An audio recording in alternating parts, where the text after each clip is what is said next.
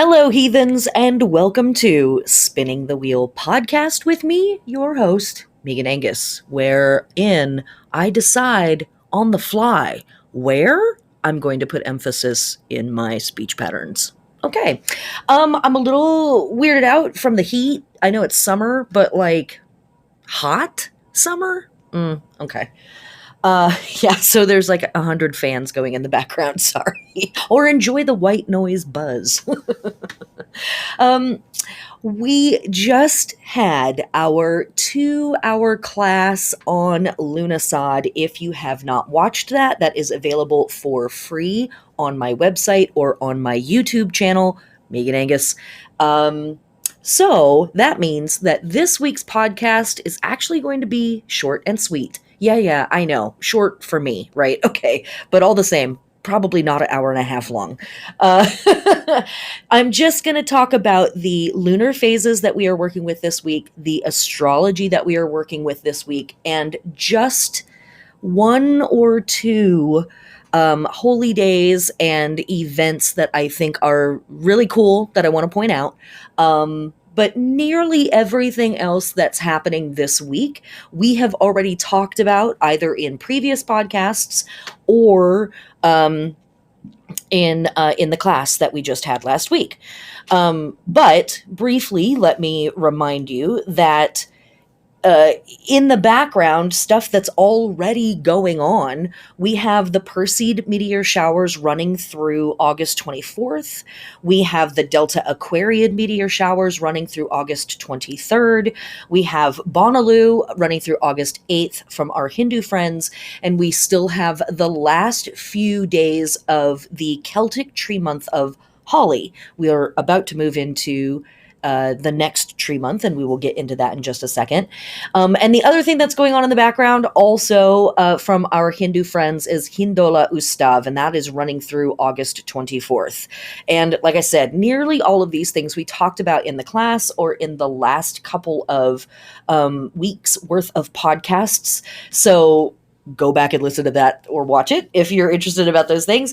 And if you have the workbook that has the full calendar for the Lughnasadh season, and there is a particular holiday or fixed star heliacal rising or something that's in the calendar that you want more information about, let me know. I'm probably opening up a jar of worms here, but whatever.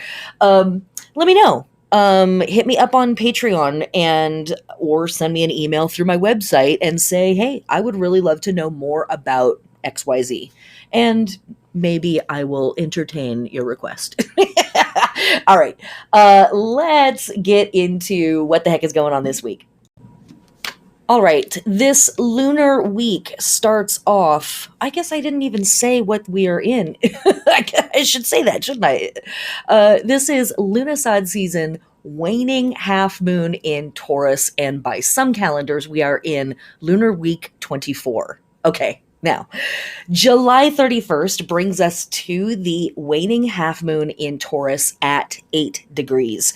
So if you have anything around 8 degrees of Taurus, this week might be a little extra oomphy for you. But I have to also say, because of the rest of the astrology that is already happening and is happening this week, if you have anything in the signs of Taurus, Leo, Scorpio, or Aquarius, this might be a spicy week for you. This might be an intense week for you because we have planets stationed in or rolling through all of those 4 signs, and those are the 4 fixed signs in astrology.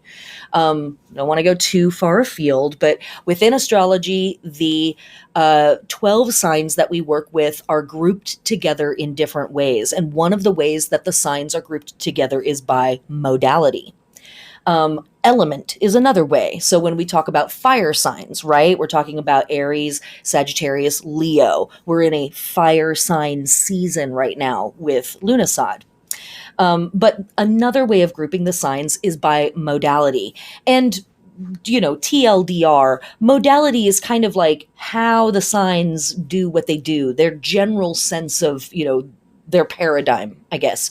And our three modalities that we work with are cardinal, fixed, and mutable. Cardinal signs want to get stuff started. They're really excited to initiate things, to begin, open up, instigate, all of that stuff. Aries is a cardinal sign. Probably no one is surprised with that description. But so is Cancer, so is Libra, and so is Capricorn. Those are all cardinal signs. They're all excited to get things started, open it up, initiate it, birth it, all of that. Fixed signs want to sustain things. They're not interested in starting stuff. They want to jump in on things that are already in motion and keep the status quo. And those fixed signs are the four signs that I mentioned previously: Leo, Scorpio, Aquarius, and Taurus. And then the third collective are mutable signs.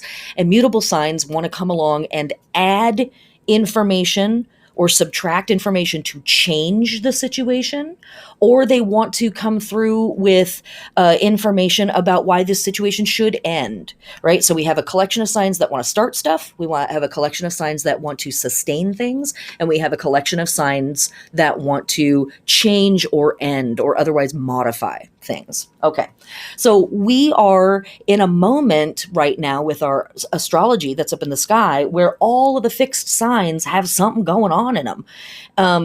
Especially as the moon is rolling through a different sign every 2.5 days. It doesn't take long. It's almost once a week that the moon is rolling over a fixed sign. And then we also have Mercury and the sun rolling through Leo. We have Uranus stationed in Taurus, and we have Jupiter and Saturn hanging out in Aquarius. So it's a party, right? But it's a party where there could be a lot of stubbornness. There can be a lot of clinging to what is already known and fearing change. There can be a lot of, no, I don't need new stuff. I'm just going to stick with what I've got. A lot of that. Okay. So taking all of that into account, let's come back to look at our waning half moon in Taurus at 8 degrees. While it is here, it is squaring Mercury, the sun, and Saturn. Okay? We just got to keep it fun, right? And also, while it's here in Taurus, it's not conjunct by degree, but it is conjunct to Uranus by sign. So we can bring in some of that Uranian energy a little bit here too. And of course, as the moon rolls through here and it dings off of Saturn with this square, it wakes up a little bit, or stirs up to an extent, the year-long conversation that is happening within the square between Saturn and Uranus. And lots of astrologers have talked about that square. It's tough. It's kind of, I think of it as like a year-long argument that's happening between these two planets.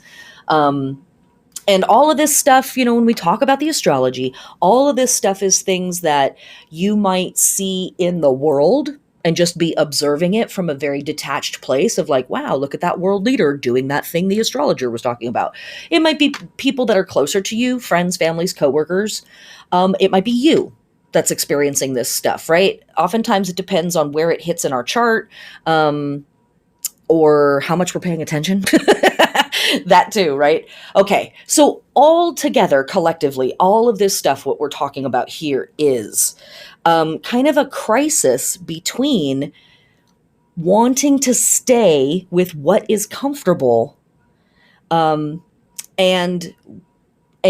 feeling an urgency to maybe move and change, to adapt the situation into something next, whatever's coming next. When we are here at the waning half moon, we've talked about this in other podcasts, we are square to the sun, right? The moon is square to the sun. So there is a type of crisis inherently every time we are experiencing waning half moon in any sign. We just have all of this extra pressure because it's in Taurus and all of these other planets are in these fixed signs. So, there's this crisis of trying to figure out, how do I keep what worked? Do I really want to keep what worked? Did it really work? And starting to make preparation for letting go of things and making room for whatever is coming next in the next lunar cycle. And so here in this waning half moon in Taurus, we talked about this last month. We also had a waning half moon in Taurus last month. It is a lot of, doing the work of considering what is not working, considering the friction of our lives. And now that conversation is moving away from looking at ourselves and what we are being asked or forced to endure, and it's moving into examining what is getting our support that doesn't deserve it, and what can we do about that. And again, we talked about this last month to an extent, but we talked about it within the context of Letha. Now we are talking about this work in the context of Lughnasadh. So last time I talked about the idea of thinking of money as a sacred energy, and I got a little kickback from the universe about that phrasing. So I want to make myself really clear.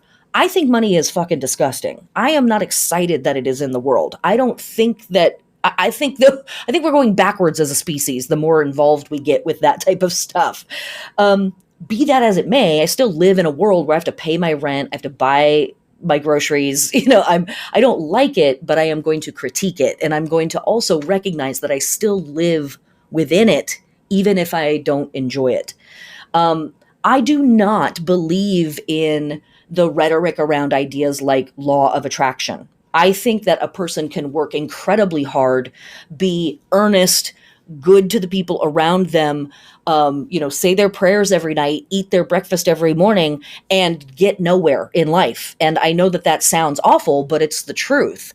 Law of attraction rhetoric really is built on this idea that if you get it right, the universe will line up and figure it out and hand you the things that you deserve. Basically, ultimately putting the onus on you, right? And it completely ignores your context. It completely ignores systemic racism, ableism, sexism. It totally ignores all that stuff. This idea that like all I've got to do is get my life right, get my energy right, get my aura tuned correctly, get my, DNA activation going on, get my 5G Wi-Fi brain, humming, and then it's all going to fall into place. And the truth of it is, no. Sorry to be the bubble popper here, but no, you can do all of those things. You can play by all the rules. You can color in the lines every time. And the universe may not give you a gold star for any of that stuff. And so where I'm going with all of that is this is a really fantastic moon, like last time, to think about where are you putting your resources, and are you supporting systems that are ultimately working against you and your communities? And the answer is probably yes, because that's how capitalism is built. That's how the world of the West is built. We only have bad options in capitalism. We only have options that we would prefer something else. So it's very often the lesser of the evils, right, that we're choosing from. So on this moon, we are taking time to think about, what am I doing with my resources? Where am I putting that? And what systems am I upholding that are ultimately working against me? How many more motherfucking billionaires am I going to help get into space? While I can't pay my rent, my neighbor is hungry, my other neighbor is sleeping outside. What the fuck kind of world is this? And within the auspices of Lughnasadh season, we are no longer experimenting and thinking about power and wondering about leadership and maturation. We are stepping into those processes. We are taking on our responsibilities. We are taking on the process of maturation. And we are also facing consequences from our decisions and all of that stuff. We're claiming, we're committing to things. I know. But we are. So now I'm considering this conversation from a different angle. Before, it's like, oh, wow, yeah, where do I put my money? Maybe I should kind of write a list and kind of figure that out. Now it's like, holy shit, what precedent am I setting? What am I teaching my kids? What am I teaching younger people? What am I teaching the people around me, regardless of their age? They have less experience than me. What am I showing them by the decisions that I'm making? all at the same time trying to find a way to be forgiving of yourself when you are making decisions that are the least of a whole set of evil shit to choose from. How do we do that? You know, we talked again a lot in the Lughnasadh class about being in a position where shit's going wrong, it sucks, it's hard, you don't like it, and also there's really no other option. So how do we carry ourselves with grace through those places? And also, how do we determine when is the appropriate time to shit the bed? That too, right? Okay. All right. I said I was going to make this short. I clearly lied. So let's move on. Um, Here on this, with this waning Taurus moon, like I said, it is square the sun. That's always going to be true for a waning half moon, but it is also square Mercury and square Saturn. So when we have a square to Mercury, um, our communication can get a little wiggy. We can say stuff and not know necessarily what we mean when we say it. Sometimes it just means like we thought we hit send on the email and we didn't. You know, a lot of that kind of stuff. But again, given all of this, there's this stubbornness to things.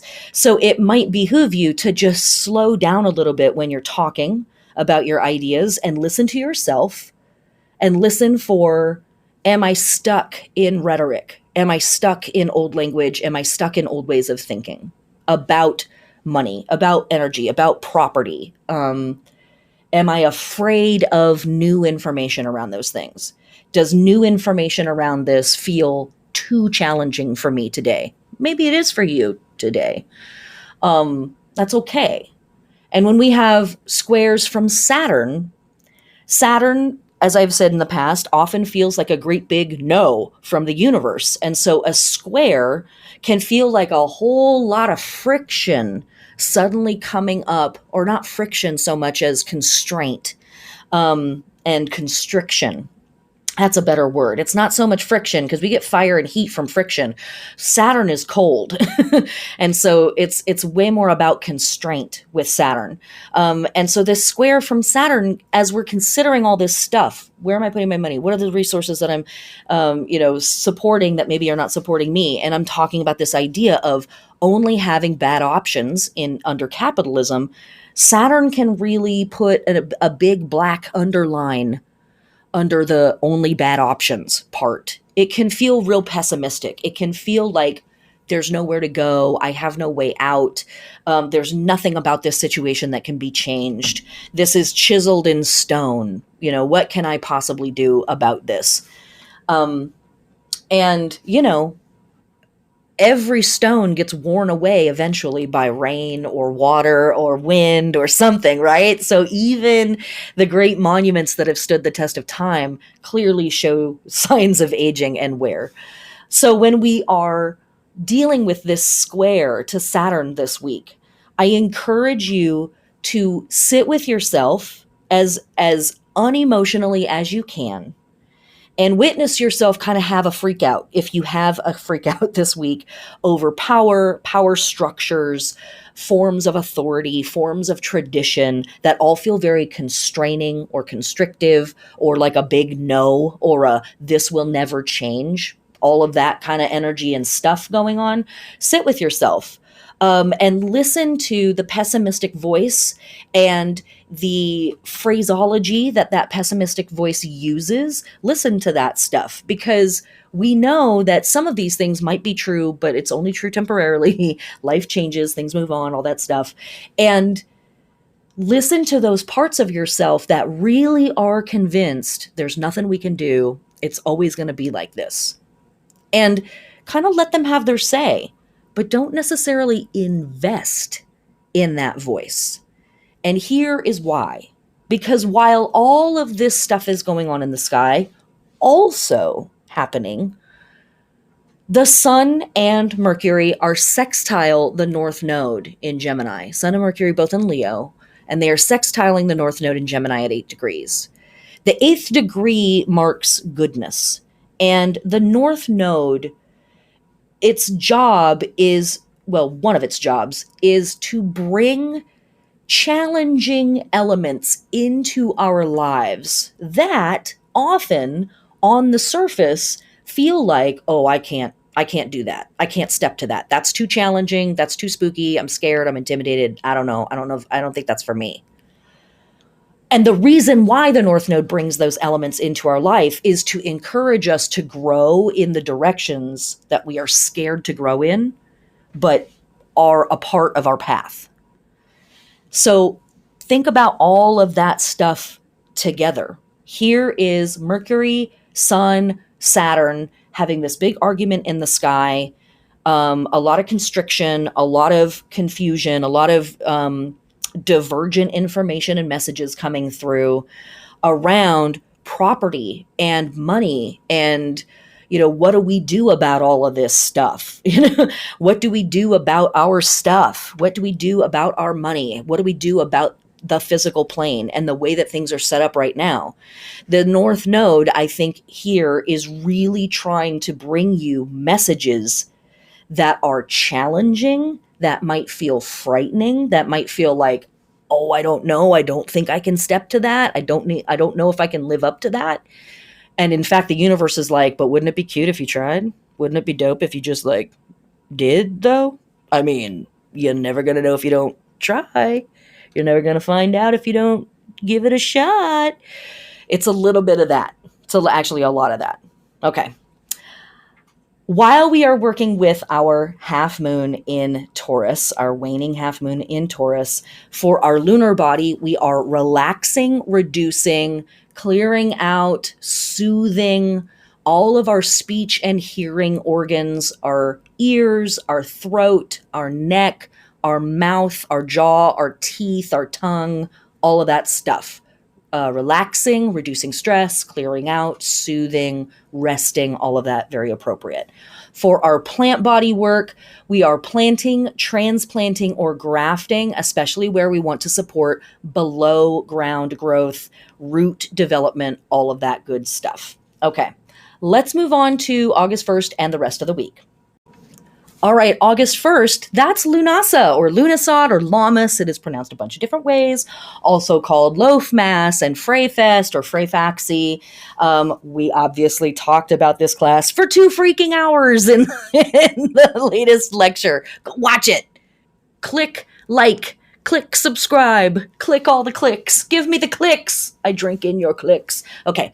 The only things that I want to talk about for August 1st are, yay, it's Lughnasadh. And we have Mercury conjunct the Sun at 9 degrees of Leo. And then also on this day, Mercury and the Sun conjunct in Leo oppose Saturn retrograde in Aquarius at 9 degrees. So that argument thing that we were talking about for July 31st, in my opinion, it gets really ramped up on this day. When we are dealing with Saturn stuff, they tend to be 2, 3, 4-day transits because Saturn moves real slow. This is Mercury and the Sun transiting Saturn in the sky, so those planets move a little bit faster, but, it's Saturn. He's always bringing the fuss. That's his whole job. So with Mercury conjunct the Sun, this is Mercury in Cazimi. That is another word for this. And this can be a day where we receive incredibly powerful messages from deep within ourself, from our heart, our sense of self, our source, all of that stuff. And then we also have this happening while in opposition to Saturn retrograde in Aquarius. Saturn squares can be very, very frustrating.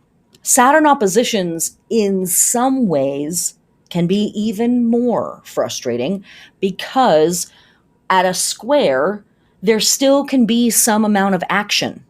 Saturn is a lot of no, let's just sit here, but still there can be movement, there can be action.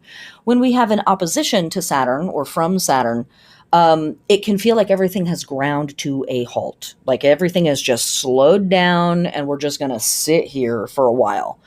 And if you are a go, go, go kind of person or in a go, go, go modality or process, the opposition from Saturn is like, oh my God, why? It's like when you're stuck in traffic, but you can't see what's going on up ahead. Like, why are we just sitting here? But oftentimes, again, it's one of those moments of if you can pull yourself out emotionally a little bit and just witness yourself and witness the process, be a little detached in the moment. Oftentimes, that slowing down from Saturn allows us to see details that we would not have seen otherwise because we were going too fast. It allows us to sit in a thing and really get it on a molecular level in a way that we wouldn't have otherwise because we would have just skimmed over it, driven through it very quickly, swam through it very quickly, whatever, but we wouldn't have necessarily gotten to know it as intimately. And so this is a deep conversation that is really at the heart of a lot of the work that we're doing in Lughnasadh season, between the sense of self and being proud of yourself and proud of your accomplishments, seeing yourself as a star, as a fabulous, unique individual, Leo, and you're not special, everybody's special, or you are special because everyone is special. In Leo, we are a star. In Aquarius, we are a star in a sky filled with stars. And so Leo and Leo experiences can feel very self-centered, and I mean that in a neutral way. I don't mean that in a negative way. I mean centering on the self. And they can feel very celebratory of the self. They can feel like they are a moment where we are very proud of our accomplishments. We're excited to show off. We're excited to be seen. We're feeling very magnanimous, but oftentimes that magnanimous thing is coming from a place of pride of like, look at how cool I am and what I have to share with my people. And it's a lot of that. And I think all of those attitudes are totally fine. But we know hubris, and ego and all that stuff can get out of hand, blah, blah, blah. So the medicine or the balance to that is Aquarius, across the sky where Saturn is hanging out.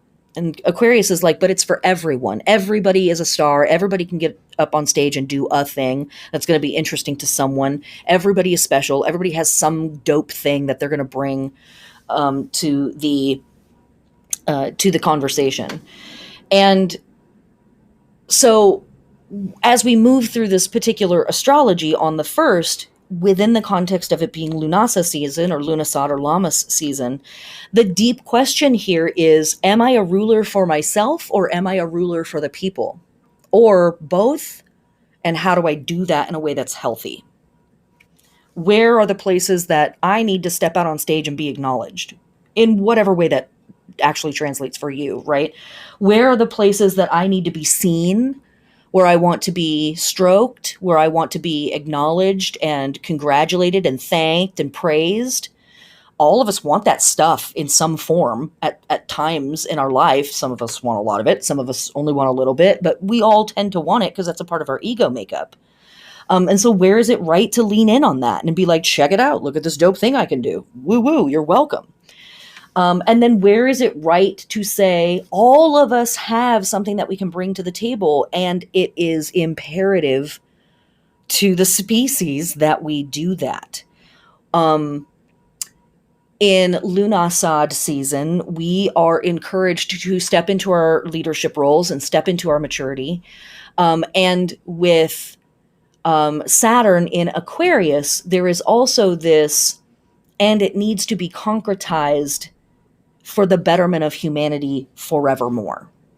So a lot of this can feel like, when it's coming through Leo, very flash in the pan, very of the moment. So on the surface, it feels like an argument. But I think that if we can move through Saturn oppositions with our heads up and not just feeling frustrated about the slowdown, not just getting weirded out about the places that we're hearing no, but really lean in on the places of, I'm sitting in this for a while. Let me think about it really, really deeply, and let me figure out how to make permanent some of this stuff that's coming from the other side of the argument. How do we make permanent that we are always treasuring and adoring and excited about the individual offerings that each one of us has to bring? So much of Western society tells us we are nothing until we have the right car, until we have the right house, until we have the right partner. We don't count. If you're not making enough money, you're not a real person. And Aquarius is like, respectfully, hashtag respectfully, fuck all that. You are inherently worthy. So Saturn on a grumpy day is like, yeah, lowest common denominator. But on a functional progressive day, Saturn is like, let's take that attitude of we are all worthy and concretize it. Like build it permanently into the worldview. Just that. That's all that we're doing on August 1st. Okay? Just that. Let's move on to August 2nd. All right, on August 2nd, the moon enters Gemini, and we are going to talk about the Gemini phases on August 4th because that's when it's actually balsamic at the degree. So we'll get back to it. But moon enters Gemini. If you want to work with your Gemini energies, we are emptying out, relaxing, soothing, de-stressing, resting the shoulders, the armpits, the arms, the elbows, the wrists, and the hands, that whole portion of our body, just resting, soothing, relaxing, restoring. And in our plant world, we are harvesting, we're doing pest control, we are weeding, and we're plowing. But I'm going to talk about the magic of the balsamic, or the magic of the moon in Gemini, balsamic, August 4th. We'll get back to it. Okay. August 2nd is where we are. Moon has entered Gemini. That stuff. Cool. Astrologically, we have Mercury in Leo, trine Chiron retrograde in Aries at 12 degrees. And we also have Venus in Virgo, trine Uranus in Taurus at 14 degrees. Okay. I love this astrology. It's still a little tough, a little bit of challenge coming from this, but mostly I feel like this astrology is here to help us make sense of the friction and the constraint of the last couple of days with that Saturnian whatnottery going on. We're not done with Saturn, but Mercury trine Chiron is truly trying to bring in messages about your process, your lived experiences, and the pain, the wounds that you have incurred through your life, through your lived experiences, and the wisdom that comes from that experience, from that pain. Chiron is the wounded healer in mythology. Chiron has an amazing myth. Chiron is abandoned by his mother early in life, and he's raised by sages and wise people and mentors and wisdom keepers. And later on in his life, he is injured by Hercules, which is cool and weird. We have a lot of Herculean symbology at this time of year, a lot of warrior deities being celebrated. And Hercules has a weapon that kills on contact, but Chiron is mortal or immortal. Chiron is a sacred being, and so it doesn't kill him. It just hurts like hell. And Chiron then travels over the globe learning all of these different systems for healing in an attempt to heal his own wound. And he never does. And then finally, at the end of his life, he goes to the gods and he's like, bro, this sucks. Like, I'm done. I want out. Like, put me on the bench, coach. I'm finito. And Zeus is like, all right, I'll make you a constellation. You did good, kid. And Chiron's like, tight. Although, before I go, can I just have one little favor? And Zeus is like, yeah, what? And Chiron is like, when I go up, I also want to release Prometheus from his punishment for having brought fire to humanity. And Zeus is like, okay. So we have a lot of interesting elements here with this character, Chiron. We have abandonment issues. We have a wound that never heals. And we also have something about protecting or speaking on behalf of the maverick in ourself or the maverick in society, aka the character, the thwarter, the character that's willing to say no to the gods or go against the will of the universe to make things better for their group. Okay, well, doesn't that sound similar to some of the things that we're experiencing right now on Earth? How many power systems and structures are saying, compromise, hedge your bets, we need to be more modest with what we're asking for from our government, blah, blah, blah. And Yet, Chiron might be here saying, actually, we need to be standing up for the members of our community that have been brave enough to speak out against these monolithic empires, these monolithic structures. Um, they are the quote unquote bad guys. They are quote unquote the unwanted element, the agitator element, the thwarter.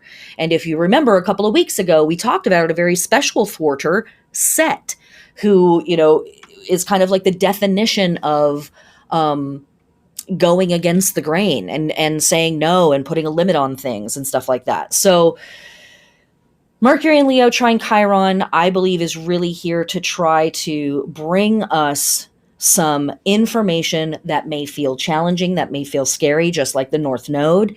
And more so even because it is coming up and out of wounds and pain that we carry from our own personal lived experience. So Chiron stuff can feel very, very personal when it comes up. And then on this same day, we have Venus trine Uranus. So here's Mercury saying, hey, I know this hurt, but this is actually wisdom for you. This is actually medicine for someone else. Your takeaway from your painful experience is actually something that's going to be really healing for another person. So receiving messages from the universe about your own process in all of that work, and perhaps being a deliverer of a message to someone else in your community that needed to hear, I'm not the only one. Somebody else has gone through this. It sucked for them too. They didn't know either. Okay, I don't feel so lost.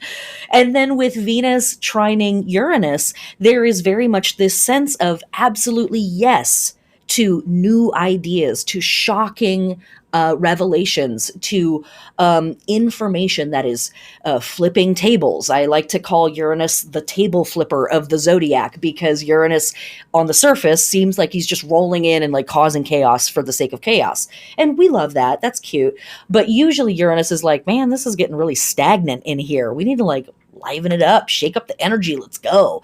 And so Venus is like, absolutely, bring me friends, bring me social interactions, bring me cool like moments at the bar or the club or the park where I end up in these radical conversations with people who have wildly different ideas about things from me. Again, on the same day, Mercury trine Chiron. Where is this speaking to me and my personal wounds and my personal pain that I'm carrying? And within the auspices of Lughnasadh season, how is this helping me become a better leader in my own life? How is this helping me understand my personal process of maturation, my personal process of character testing, and the wild ass things that I have personally had to go through, and how that has helped me develop into who I am now? And in what ways might I share that with other people around me and maybe make their process a little easier or lightened or what have you? Okay, let's move on to August 3rd. All right, on August 3rd, our astrology, I should say the moon is still in Gemini for August 3rd. And our astrology for this day is Mercury in Leo square Uranus in Taurus at 14 degrees. This isn't a terrible crisis type of a square. It's not really that big of a deal. Mercury squaring Uranus, generally speaking, is more just stimulating. It's exciting. It can feel like a lot of mental energy. So if we're on that tip, if we're feeling that vibe, this is a great day for really exciting and innovative conversations with people, very much supporting the work from the day before with that Venus moment with Uranus. Mercury square Uranus is like, yes, let's think all the thoughts. Give me more information. Give me more exciting, shocking news. Let me hear about it. / in the world, we may be seeing some really interesting, shocking revelations around information suddenly coming out that's like, whoa, where did that come from? Why didn't we hear about that before? Why wasn't this reported a month ago? There could be a lot of that kind of stuff too in the world, but for us as individuals, it tends to play out a little bit more like, wow, I'm thinking all the thoughts. This is really exciting. I'm so illuminated in my mind. If we're not feeling that tip, though, it can feel like a day where we are very scattered, where our brain is going too fast. We are trying to think all of the thoughts and we're not doing it successfully. So, this can also be a day where there's some mixed messages or communication hiccups. So, again, just slow down. If you feel like things are going too fast, if you're like, I'm talking faster than I'm thinking, just take a breath, take a moment, take a sip off of your beverage. Hopefully, it's not caffeinated. And okay, sorry, I was getting ahead of myself. What I'm trying to say is blah, blah, blah. And just slow it down a little bit. Mercury square Leo, or excuse me, Mercury square Uranus, like I said, can be really exciting and very stimulating if you're feeling that. And if you're not feeling that, it can feel hectic and scattered. So just take a breath, slow it down for a moment, and then get back on track. All right, let's move on to August 4th. Okay, August 4th, we have our actual balsamic moon in Gemini at 27 degrees. So we're continuing this process with our lunar phase when we move through the waxing half. Let me roll it back to the full moon. The full moon, it's like, ta-da, the fruit has appeared on the vine. We've been in our lunar process. Stuff has happened. Cute. Then we go into the disseminating moon, and that is where the fruit ripens and we harvest it and we enjoy the efforts of our lunar process. Then we move into the waning half. And that's where we started the week. And this is a process that like I said before, there's a type of crisis to this process because we're really having this conversation with ourselves of like, even if these things did work, is it time to evolve them? And what things have I developed in this process that ultimately I still have to get rid of because they're not going to be useful for me in the next process? So we're starting to have this kind of like, let me parse out what's working, what's not working. Then we move into the balsamic moon. And I guess for our plant metaphor, I should say that during the waning half, the vine is beginning to wither and to kind of retract back in on itself because it's heading back to that new moon phase where we are a seed in the soil getting ready to go. During the balsamic moon, we are taking that fruit that had ripened and now we are distilling it and we are turning it into a type of vinegar.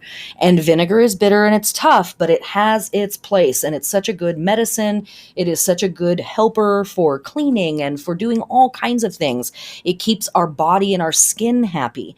Vinegar is just an amazing thing, but it is it is a substance that exists after a lot of other processes have happened, right? Think about that. There's the whole farming and agricultural thing that has to occur first before we ever have fruit that can then sit on a tree and become ripened and be supported in that process.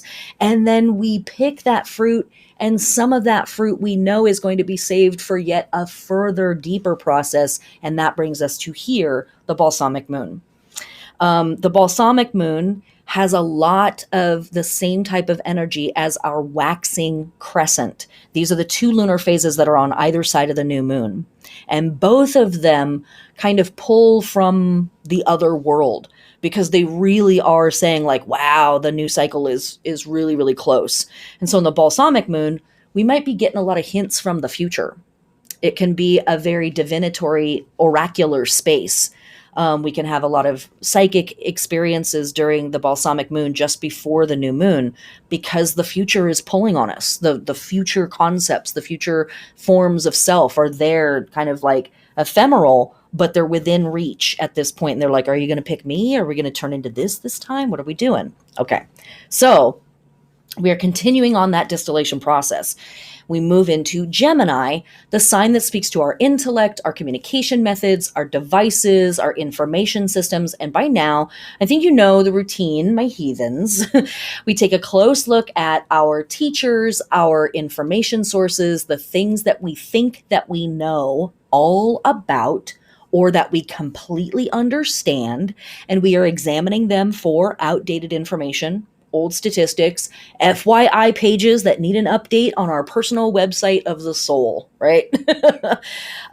What facts or knowledge or sources are you holding on to that need to go or need to be evolved? This lunar work is complemented by all of this astrology that we've been doing this week, because there's all these moments where we're either hanging out in Gemini or we're working with Mercury or we're working with Uranus. And Uranus is not the ruler of Gemini, but many magical systems look at Uranus as the higher vibration of Mercury. So it's still within the conversation. But, this whole thing is really asking us to deeply examine, what am I believing? What are the belief systems and the philosophies and the facts and the figures that I am using to keep my worldview, maintain my worldview, and what of those things have to go? I think, again, that this really speaks to a lot of the challenging information and challenging stuff that is coming to us, or may come to us this week, with the other stuff that we've talked about. Okay. I already talked about this. We've talked about our physical body and our plant body for doing lunar moon work in Gemini. Also on this day, we have the sun in Leo trine Chiron retrograde in Aries at 12 degrees. This is all sitting very comfortably, again, with the other work that we did day before with Mercury square Uranus, and specifically, not Mercury square Uranus, sorry, Mercury and Leo trine Chiron, all of that. Sun is really complementing a lot of this work. So where with Mercury and Chiron makes it personal. Mercury can give us a little bit of an abstract or an intellectualized edge to what we're doing. The sun also makes it very personal, brings it back to the self, the heart. So this may be another day where, we're thinking about, what do I believe? And where did I get that information from? And even though I may love this source and I may have a lot of respect and admiration, especially as a younger version of myself or a less experienced version of myself, for this particular author or this speaker or whatever, is this information that I really need to be carrying into the future? Is this really serving the future that I actually want to build? Or was that cool then, but it doesn't apply now? Okay, let us move to August 5th. Okay, August 5th, we have the balsamic moon in Cancer. On this moon, just like last month when we worked with the balsamic moon in Cancer, we're pulling out the old scrapbooks, we're taking a trip down memory lane. We are thinking back to old lives or old versions of ourselves. We're maybe like really taking in a lot of media from when we were a kid or when we were a teenager and kind of really thinking about how all that stuff shaped our worldview. And it, again, sits very closely with this work that we're doing, where we're examining this stuff that we treasure and hold valuable and really shaped the way that we think about things or feel about things, and where maybe that's not where we want to be anymore, where maybe we need to progress that and evolve that into something different. And when we do this stuff, we can kind of retract into a place where we start to really romanticize stuff, especially with all of that Saturnian influence all week long.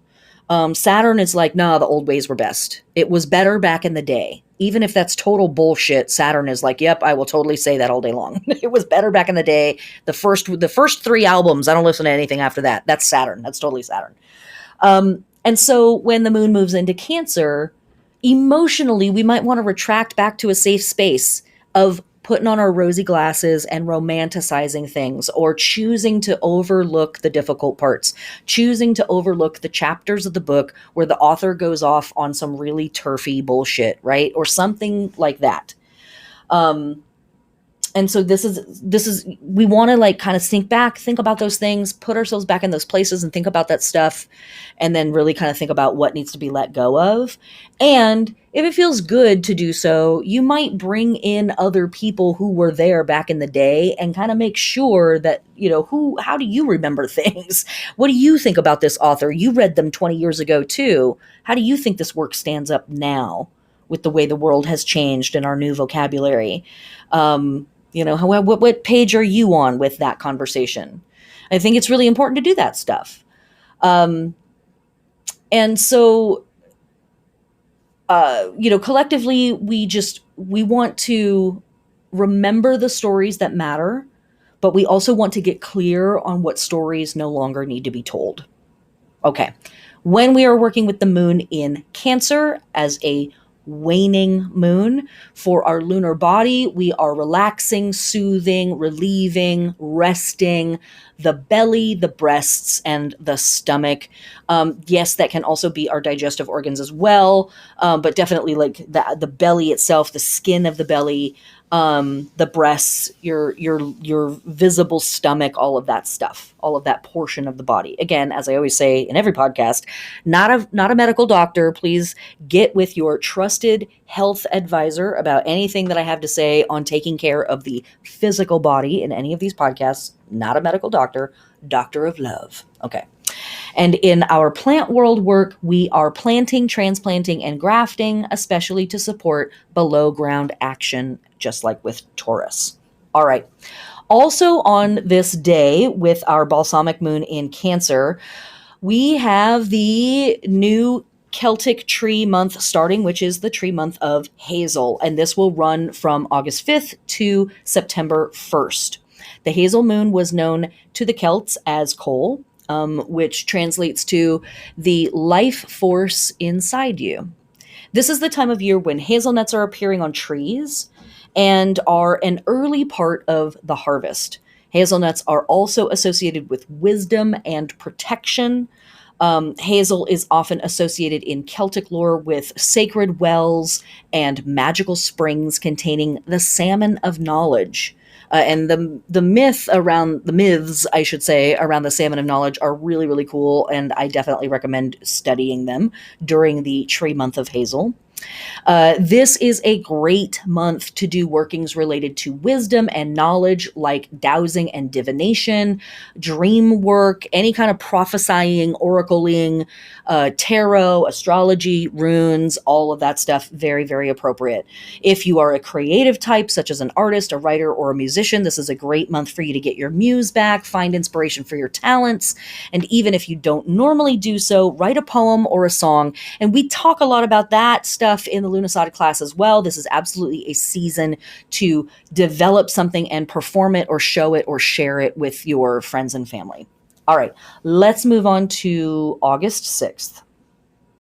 Okay, August 6th, we have the sun in Leo square Uranus in Taurus at 14 degrees, where a Mercury square Uranus can either be really stimulating or a little scattered. The Sun square Uranus can actually be quite a bit more frustrating, and it can feel very disruptive. You might feel subject to sudden upsets or to behavior that is upsetting to others. Under this influence, it's quite likely that you'll be having a really hard time following your normal routine. This disruption could manifest as like your car breaking down or information pathways breaking down. But it can also be things like a sudden argument or an unexpected separation from someone. Ultimately, when it comes to Uranus, stuff is unexpected. And when it comes to the sun, it can feel very personal.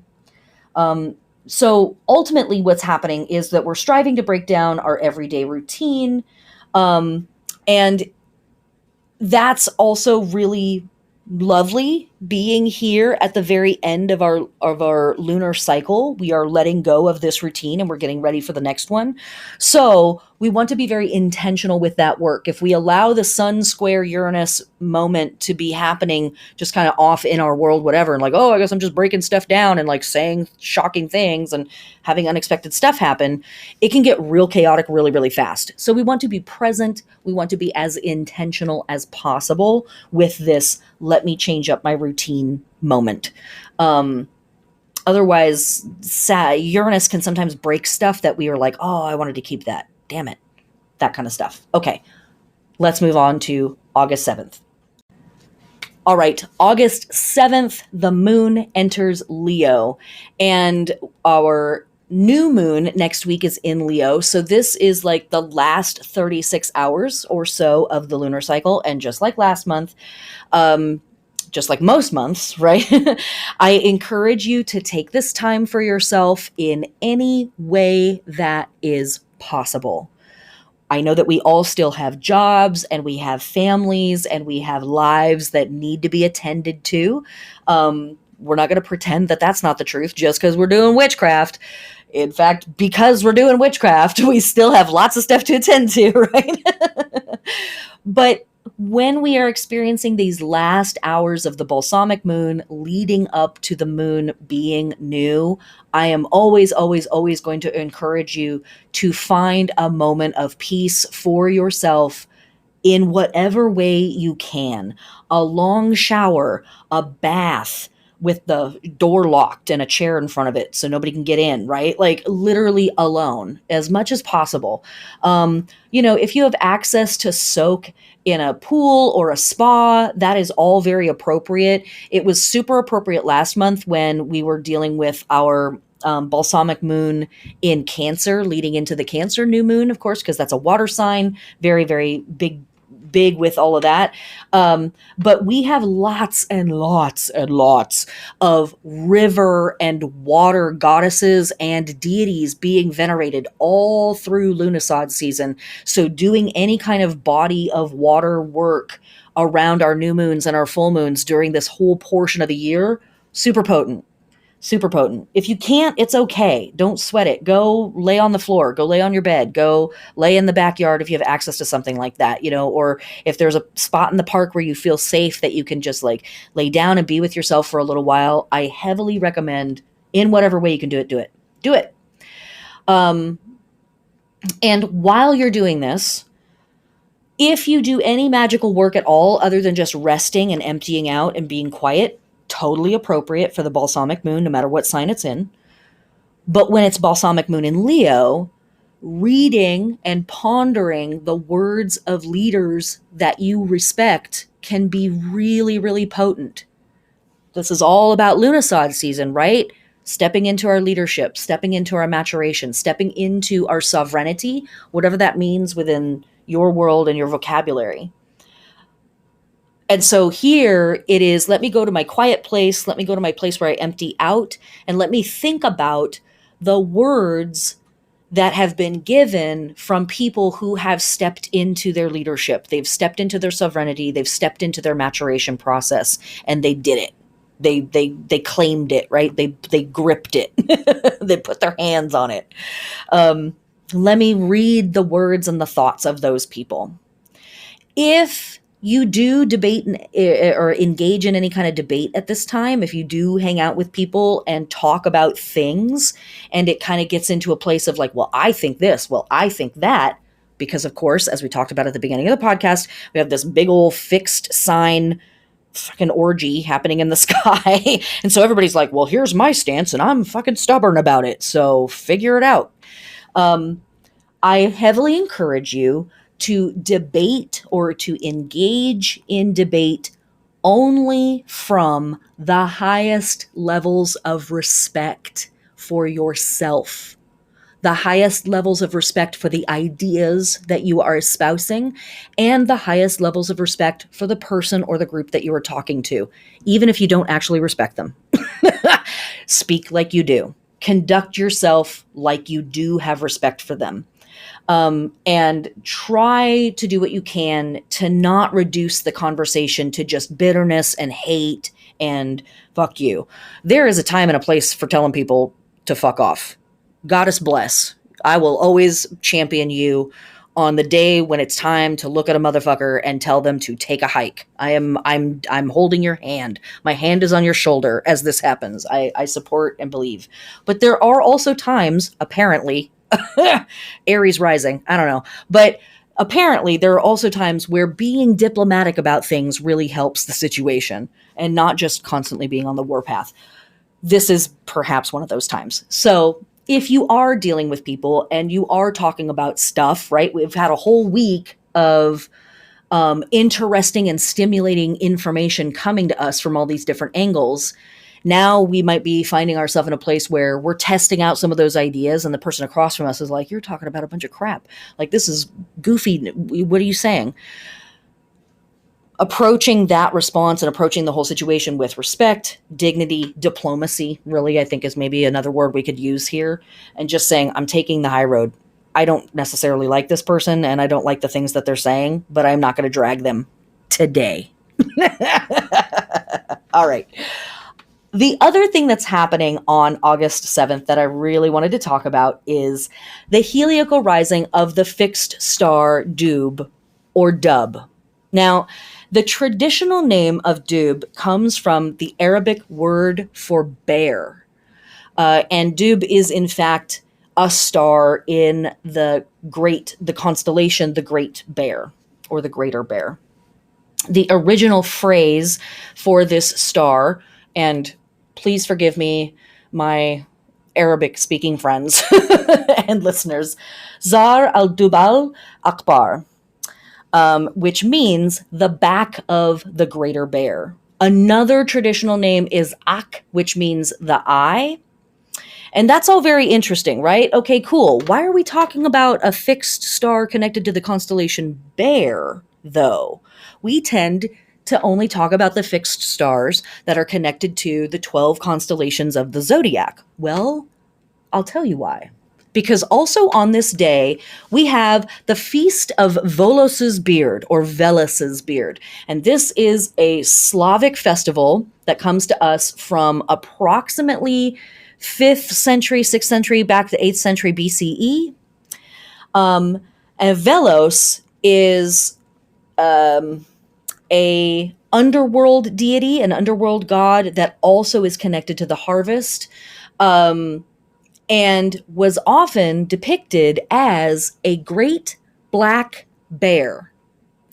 And Velos fights with another Slavic deity, Perun, who is depicted as a bright and shining warrior, over the goddess Mokosh.